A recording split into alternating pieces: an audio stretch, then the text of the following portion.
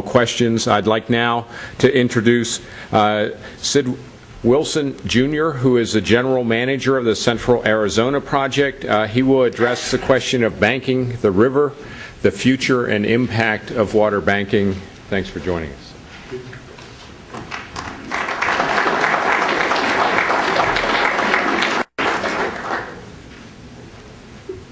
No, it's dark out there, so I can't see the audience that well, but there are a couple of things that I always experience when I go to a meeting like this, whether I'm speaking or not. The first is, invariably, I get a chance to meet somebody new and make a friend. In this case, it wasn't somebody new, but I found that I needed to make a friend. I am Sid Wilson. I'm from Arizona.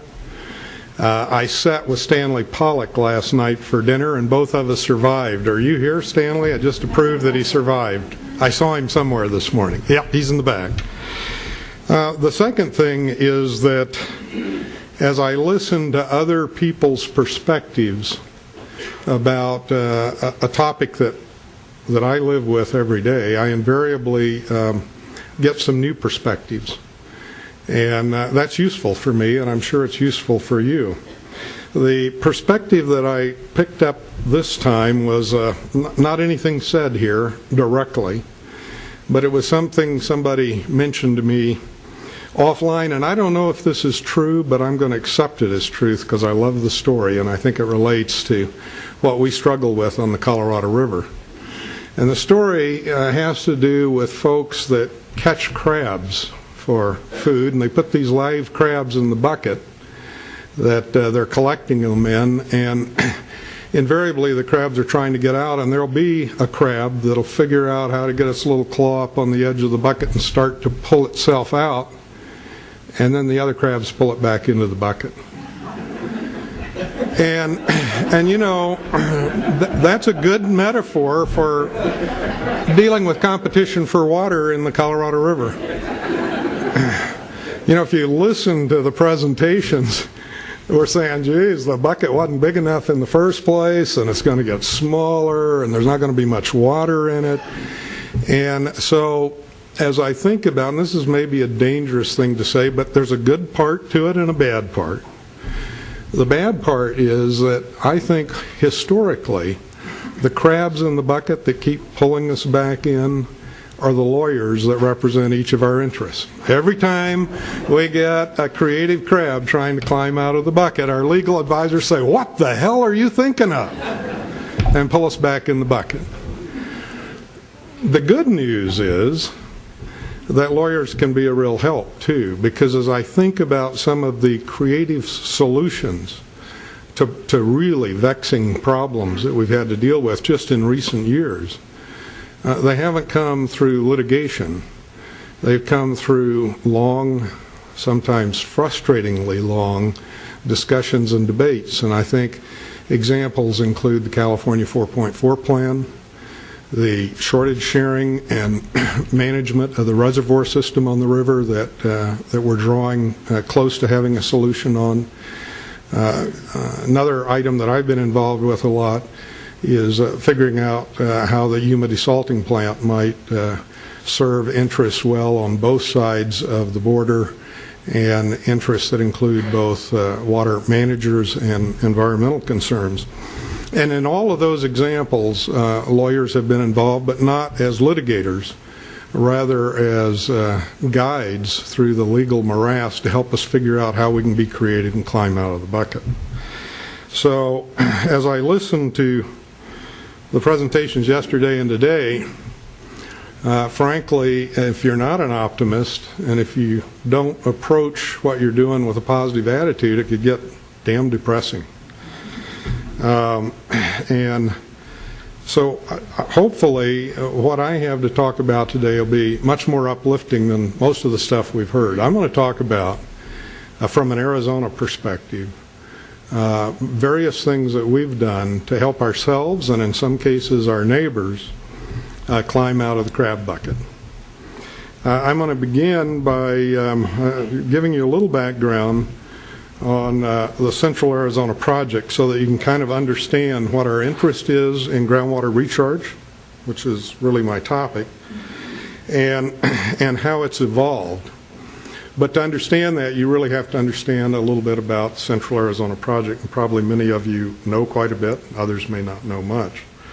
But we originally began to become interested in storing excess water that was available to us underground to provide us greater flexibility in the management and the availability of water resources to us in an area that was impacted by three big negatives.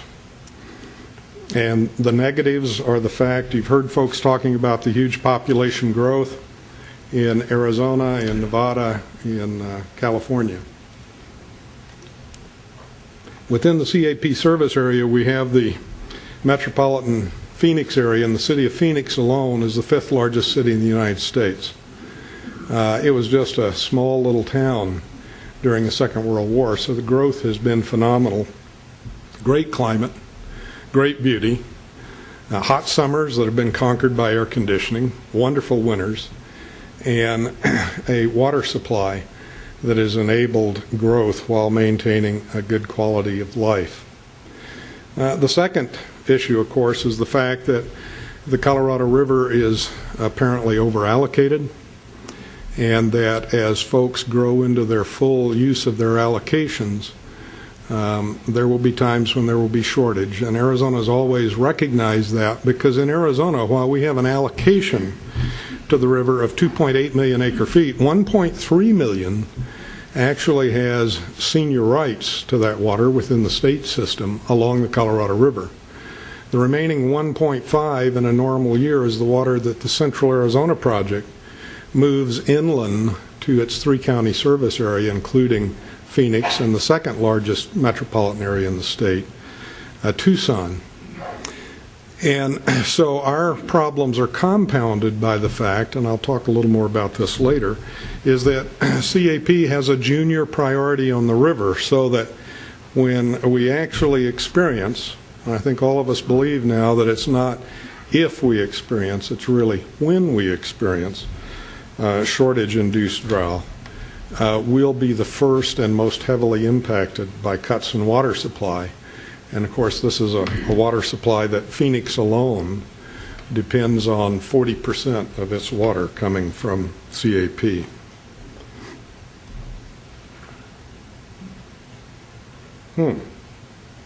Very interesting. See if it does. See, I'm not an old water buffalo. I'm an old water dinosaur. Technology just amazes me. Central Arizona Project was created out of the need to conserve, ironically, groundwater supplies in Arizona. Arizona is blessed with having very large, deep alluvial aquifers in the areas that were initially developed for agricultural use and later by growing urban populations. And that groundwater has been mined extensively over the years. And back in the 70s, even before then, Arizona began to recognize that it wasn't an inexhaustible supply, even though it was very large, and that it could not sustain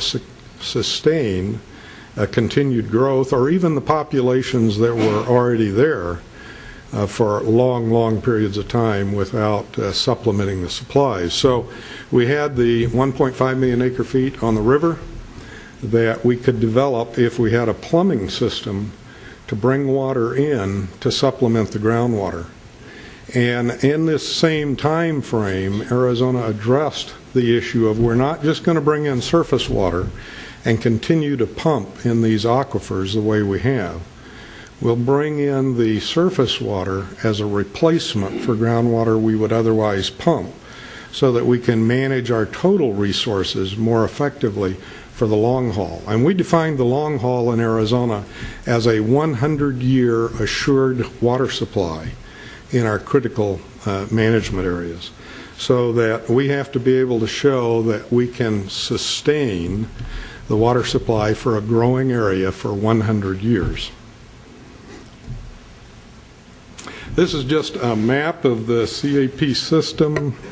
I don't know that there's a pointer here, but if you look up at the upper left-hand corner, You can see where the aqueduct comes off of the river near Lake Havasu City. Thank you. Hopefully I won't put an eye out here in trying to figure this out. Aha! There we go. And it comes down through a man-made river.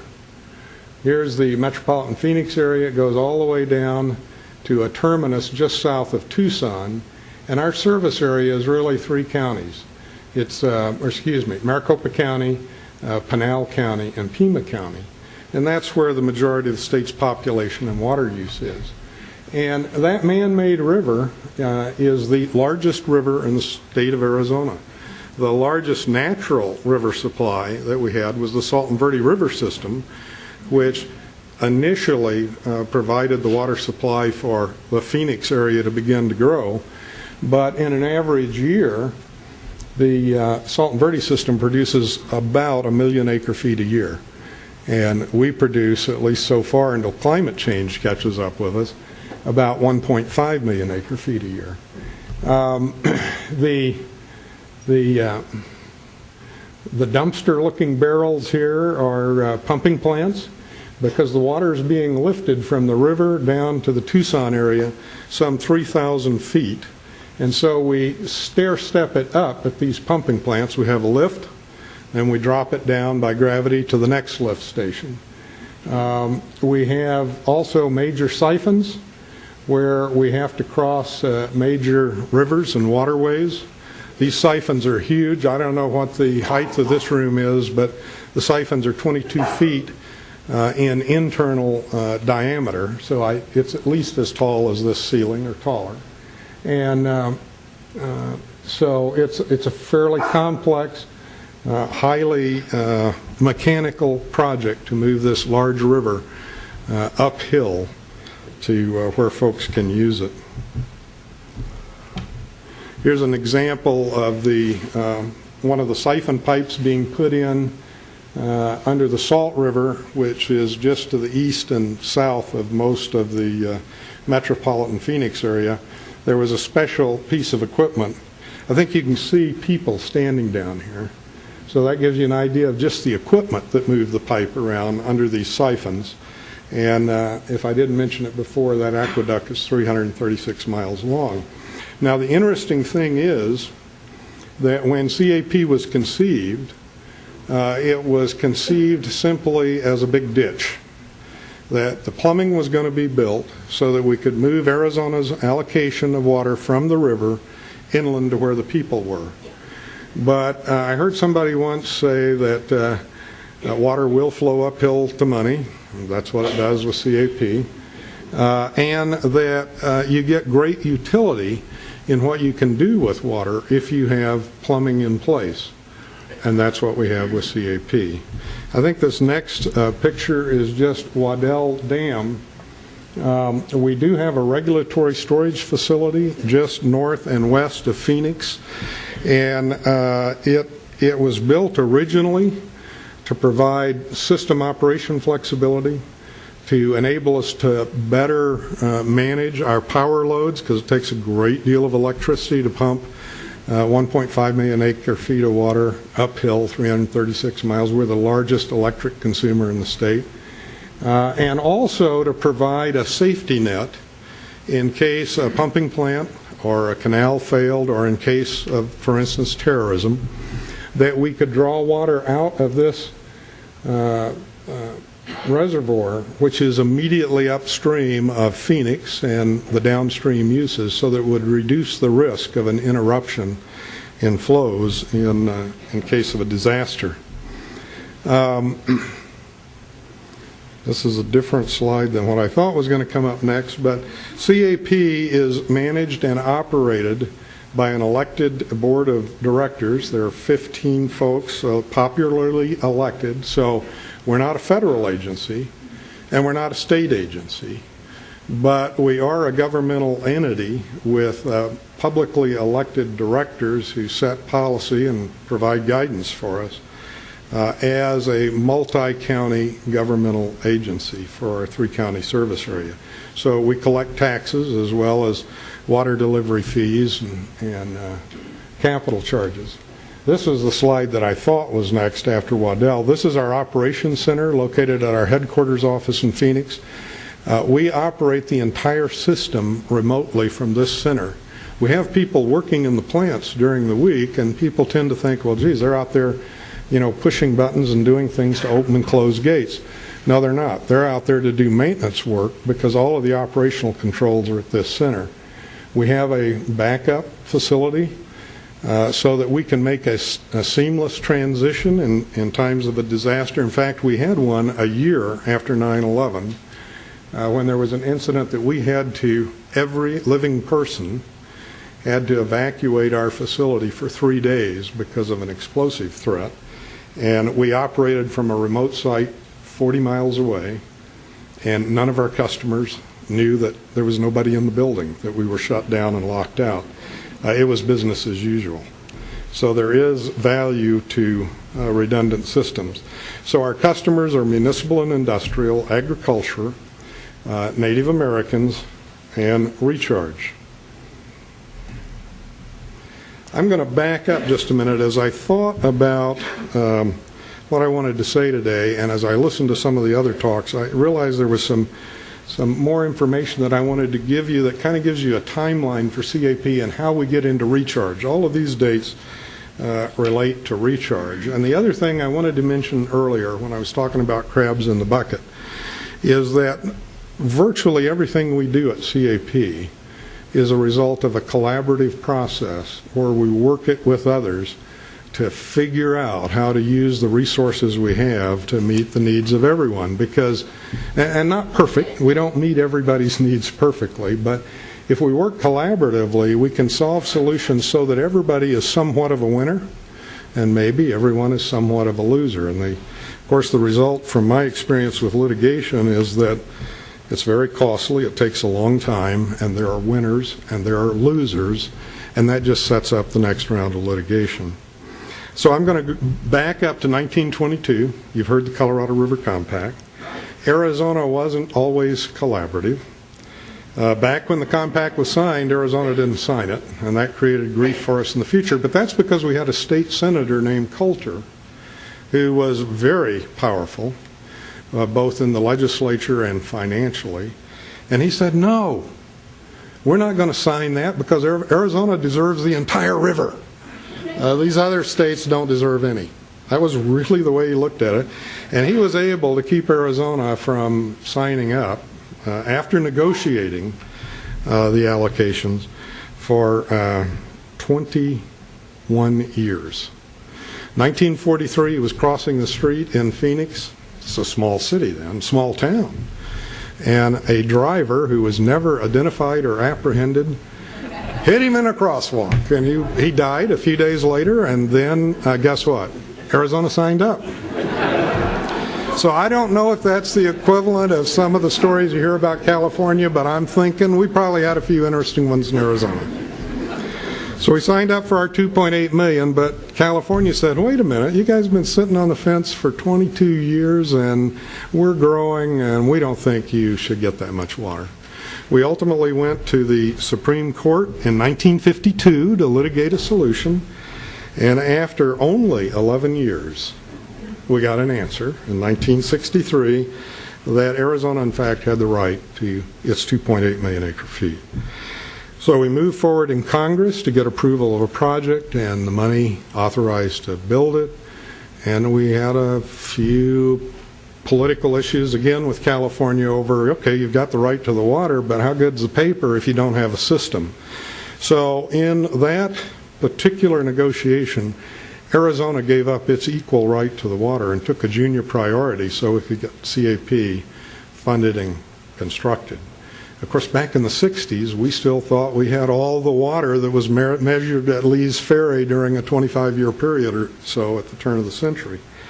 Although, at the time, there was an intention that Congress would do some augmentation work on the river to increase the flows in the river, and that's never happened. So that's another opportunity we can look at. In 1968, then, after CAP was approved by Congress, the state set about creating a legal entity, that's me and CAP, to be responsible for entering into contracts with the U.S. and local beneficiaries of water, to collect the monies to repay the federal debt in constructing it, and to provide for the operation of the system. Ultimately, we got more authority so that today we're just a utility. We operate, we maintain, we construct, we negotiate over water issues. And then in 1980, associated with that was the Groundwater Management Act that I referred to earlier, and the importance of that act in terms of how CAP operates is that it's not just an additional bucket of water, it's a replacement bucket of water for water that you would otherwise be mining. And then we began our first water deliveries in 1985, even before the system was completed. We started using water as each segment came online. So now we had this resource, we had this plumbing. Let's go back then to this timeline in 1990. As we began to see the problems that we were faced with pending droughts, with growth, with competing demands. You know, I almost hate to admit this, but I've been working as a professional in water since 1965, over 40 years. And when I started, the competition was viewed as competition in Arizona between growing cities and farmers that had those prior appropriative rights. And there were just, you know, bloody wars between, but guess what? Farmers and cities learned how to work together. After going through lots of litigation that was generally unproductive, they learned to work together. And today, what we're confronted with is, within Arizona, competition still between farmers and big cities. We've learned how to handle that. But big cities and other big cities, we've learned how to handle that. Now we're having competition between big cities and what are called rural areas of the state. But rural areas of the state are no longer cattle ranches or farms. They are small cities. So now the big cities and the small cities are trying to learn how to work together. And you throw on top of that, particularly because of shortage, the sharing that we have to learn how to do between Arizona and 6 other states, and between 7 states and Mexico, and between people and environment. So the competition is much more complex than it was 42 years ago, but we're also much more sophisticated, I think, certainly within Arizona, but I believe in all the states, in learning how to deal with these problems. So what have we done in Arizona? We knew that we weren't going to be able to build any more dams. We were glad we had the ones we had because they provide regulatory storage. You remember in the previous discussion before break, we're talking about the change in precipitation, and that there would probably be more, at least what I took away from it, is more large runoff events and fewer moderate events, and changes in the timing of season. Recharge is now important to Arizona, but we can't take those flood events, whether they're rapid snow melt or even monsoon storms, and get the water in the ground. We have to have some place to hold it temporarily so that we can release it and recharge it. So we began a state demonstration program in 1990 where CAP was authorized to levy a tax, collect some funds, and start building some demonstration recharge projects where we had the plumbing in place, we had access to excess water on the river, we could bring it in, we could recharge it and see if it works. And guess what? We found that it works. We also had water that Arizona was entitled to, that we didn't have direct demand for all of it, and as we were building recharge facilities, we didn't have the capacity to recharge it all yet. So what we did is we established in lieu recharge program. The critics say, you're creating paper water. No, we're not. What we did is, again, because the cities now work pretty darn well with ag interests in Pinal County, which is still largely agricultural but changing rapidly, we worked out a deal. They couldn't afford to take CAP water because it was more expensive than the groundwater they were pumping. We said, look, we'll subsidize the city interests of CAP, so we'll subsidize the rates so that you pay the power costs to get the water to your land. Make it competitive with the groundwater you're pumping. Use surface water directly, and the water you would have pumped stays in the ground for our use as you become cities. So that's our in lieu recharge programs. We also established a program, a trial program again, experimenting with what we could do under the compact, where the state of California purchased some water credits from us that are stored in the ground in lieu recharge so that they could withdraw it in the future. And in fact, this year they're withdrawing their first water under that arrangement, and I'll come back to that in a minute. In 1993, we formed the Central Arizona Groundwater Replenishment District. Well, what is that? You know, Arizona's still growing. And we've got areas, because of these deep alluvial basins, we've got physical groundwater that growth can occur over and pump. But if they do that, they will be counter to our state law, which says you can't mine groundwater. So we created the Central Arizona Groundwater Replenishment District.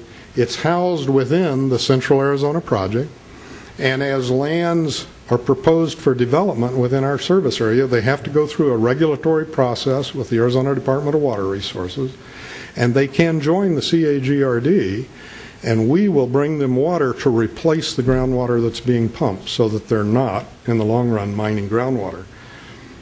That's a very positive program in terms of dealing with Arizona's continued growth. For those lands, however, the one thing they're assured of, and they know coming up front, that their water is going to be the most expensive. There was a comment just in the presentation before this about the rapid increase in the value of water, and folks that are coming in under this program are going to be paying for the cost of acquiring new water supplies. In 1996, we developed our first direct recharge project. In 1990, when we started the state demonstration program, it was to generate funds so we could purchase water and recharge it. And ironically, when I was head of the water group at an organization called the Salt River Project, I oversaw the building of the first recharge facility in the state of Arizona, but it had been little used. And so for the first testing, we provided CAP water to a site that was built by the Salt River Project when I was there. But then we started in 1996 in a big way to start building additional recharge facilities, and I'll show you a time frame for that. In 1996, because of the success of water banking, we created the Arizona Water Banking Authority so that our projects could store water for others and be used to help in dealing with some of the problems in areas that otherwise didn't have access to water, some of those rural areas I talked about earlier. And then in 2005, as part of dealing with the shortage problems among the lower basin states, we entered into an agreement with the state of Nevada to bank water for them. And some of these succeeding slides will show some of that. This one just identifies our current recharge facilities. Avra Valley, Lower Santa Cruz, Pima Mine Road are all three located in Pima County. Agua Fria, Hieroglyphics Mountains, and Tonopah Desert are located in Maricopa County. All of our in lieu recharge is occurring in Pinal County.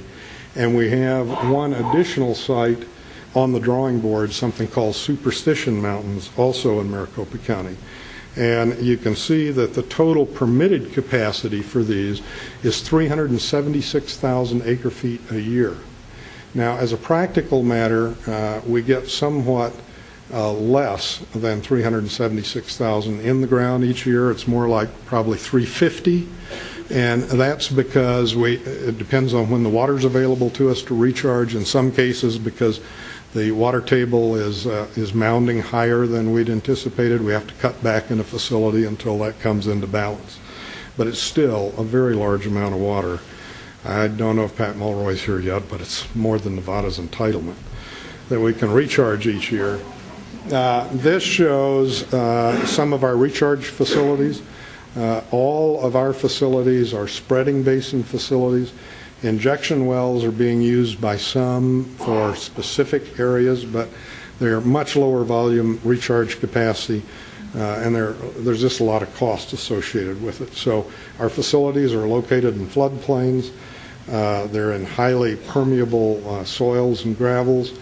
A good recharge site will put in 5 to 6 vertical feet a day. So we can put a lot of water in the ground. With our CAP's activity in interstate water banking, I mentioned the agreement with California. We stored just under 81,000 acre-feet for them back in the mid-1990s, and it's been sitting there for their use when they needed it, and this year they put in their first order for a recovery of just under 17,000 acre-feet of that amount stored. We also, in 2005, entered into an agreement with Nevada to store water for them. And interestingly enough, there's a lot of concern on Nevada's part that, well, you're going to do this, but there are lots of limitations that we had to put on it. We agreed to store 1.25 million acre-feet for them over a 20-year period, with the understanding that all of Arizona's needs came first. Politically, we could have never sold it in Arizona if we were displacing a use for that water in Arizona. So we took care of cities, we took care of Indian tribes, we took care of agriculture, we took care of our own recharge needs.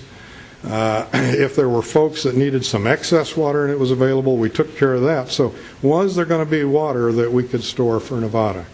Well, the answer to that is easily, yep, we've done a great job. We're ahead of schedule. We've already banked a third of what they're going to need in the first 3 years, less than 3 years of operation. So that is going to be a very successful program for Nevada in terms of shoring up their needs, while they bring some of their longer-term projects online that I'm sure you've all read about and heard about, and I don't know if Pat will talk about that today or not. I mentioned the CAGRD. That's an in-state use. It's created by the legislature in '93. And if you look at the growth, we have now 1,034 member lands. That's where individual parcels sign up to be members, and 21 service areas. That's where we have a development and a service provided to a good many developed parcels. We've begun storing water. Ultimately, at build-out, we'll need to be storing 225,000 acre-feet a year for the CAGRD. We're required by law to develop a 10-year operating plan every 10 years to show that, in fact, we can secure the water supply to meet the needs. And if we can't, and when we can't, then that'll be the cap on growth. Jeez. That's it. So.